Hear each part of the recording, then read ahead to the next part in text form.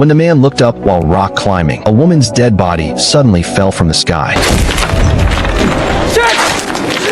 The body hit the climbing rope between him and his partner. The carabiner slipped, yanking him down too, and below them was a cliff 1,000 meters deep. In that critical moment, his partner quickly grabbed both of them as they fell, stopping the tragedy from getting worse all by himself. But they had no idea that the dead woman in front of them held a secret no one knew about. Soon, Detective Kyle arrived at the crime scene, Yosemite National Park. The park has beautiful scenery, but unpredictable weather. Right now, a storm was moving toward this area, and anyone on the mountaintop could be struck by lightning at any time. But if they didn't collect evidence soon, the rain would wash the crime scene completely clean. Kyle didn't have time to overthink. He put on his climbing gear right away and slid down the cliff. After checking carefully, he found the dead woman's thigh was bleeding, with several clear finger marks on it. He also noticed that her palm seemed to have been pierced by wood. With years of experience, Kyle judged that the woman's leg injury was from a coyote bite. But coyotes usually don't go to places this high, and the black poplar splinter in the dead woman's palm. This kind of tree doesn't grow on the mountaintop at all. This meant the dead woman might have run up from the mountain foot and even lost her shoes along the way. Kyle searched along the path down the mountain and soon found some blood-stained palm prints and footprints on the rocks. Just then, thunder rumbled overhead non-stop. Even the horse seemed restless, so he had to leave the scene for the time being. Before long, the forensic doctor released the autopsy report, confirming that the tooth marks on the dead woman's leg were from a coyote. But strangely enough, there were no coyote footprints near the mountaintop. Clearly, some other force had pushed the woman off the cliff. After DNA and fingerprint checks, there was no information about the dead woman in the database. The only thing that could prove her identity